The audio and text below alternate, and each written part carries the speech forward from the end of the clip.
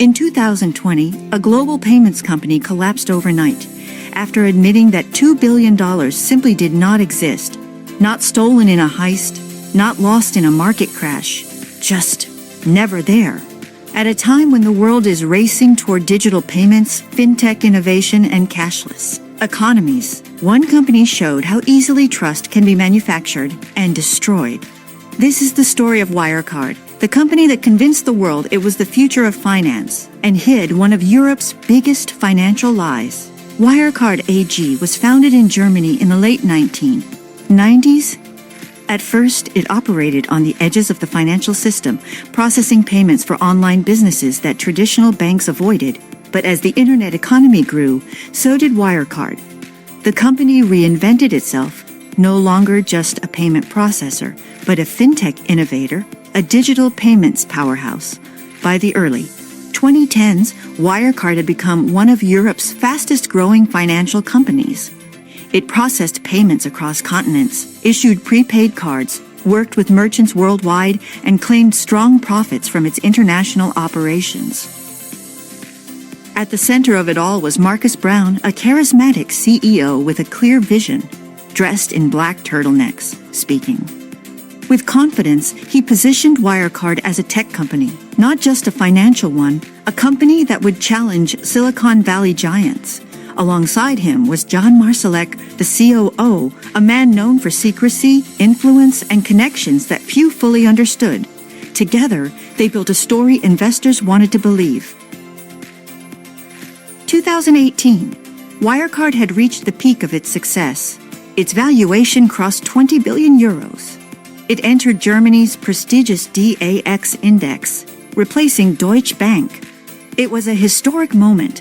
A fintech company overtaking one of the country's oldest financial institutions. For many, Wirecard symbolized a new era, fast, digital, global, but beneath that success, the foundation was unstable. For years, small warning signs had appeared. Analysts questioned the company's unusually high profits, especially from regions where verification was difficult. Its Asian operations were particularly opaque. Revenues were strong, but documentation was limited. Something didn't add up. Then came the journalists. The Financial Times began investigating Wirecard. Their reports uncovered suspicious patterns, allegations of fake transactions, inflated revenues, and questionable third-party partners. But instead of triggering immediate action, the response was shocking. Wirecard denied everything. Aggressively, the company accused journalists of trying to manipulate its stock price.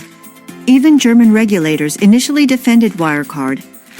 At one point, authorities launched investigations, not into the company, but into the journalists exposing it. The narrative was flipped. Critics were treated as threats, and the company continued operating as if nothing was wrong, but behind closed doors. The pressure was building. By 2020, the situation reached a breaking point. Auditors demanded proof, a simple verification, confirmation of $2 billion supposedly held in overseas accounts. When they contacted the banks, the response was clear. The money did not exist. The accounts were not real. Wirecard had no choice. It admitted that the cash on its balance sheet was likely fictitious. The collapse was immediate. The stock price crashed by more than 90%. Billions in investor wealth vanished. Pension funds, institutional investors, retail shareholders, all affected. A company once worth over 20 billion euros was now nearly worthless. The consequences were severe. Markus Braun was arrested within days, charged with fraud and market manipulation. Marsalek disappeared. He fled the country and remains a fugitive. His escape turned the scandal into something even darker.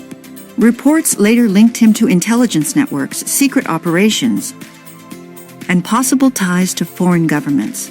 The scandal was no longer just financial. It had become geopolitical. Investigations uncovered a complex system of deception, fake revenue streams, phantom clients, and a network of third-party companies used to create the illusion of business activity, money was claimed to be held in trustee accounts, but those trustees were part of the illusion. Everything was designed to make the company appear larger, stronger, and more profitable than it truly was. The failure wasn't just inside Wirecard. It was systemic. Auditors failed to detect the fraud for years. Regulators ignored repeated warnings. Banks continued relationships without deeper scrutiny. The entire system trusted the numbers, and that trust was exploited. Wirecard filed for insolvency, becoming the first company in Germany's DAX index to collapse. A national embarrassment, a global warning. The aftermath triggered major reforms. Germany strengthened its financial oversight. Auditing standards were questioned. Regulatory bodies faced criticism and restructuring. Investors became more cautious, especially with high-growth fintech companies. But perhaps the most important impact was psychological, because Wirecard wasn't just a fraud. It was a story people wanted to believe, a European tech champion, a symbol of innovation, a company that proved Europe could compete with Silicon Valley, and that belief made it easier to ignore the warning signs. Even today, the story isn't over. Court trials continue. Details are still emerging, and Marsalek remains missing, a central figure in one of the biggest financial scandals. Gone without a trace.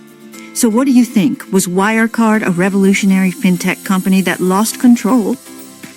Or a carefully constructed illusion from the very beginning? Let me know your thoughts in the comments. Because in the world of finance, numbers create trust, trust creates value, and value creates power.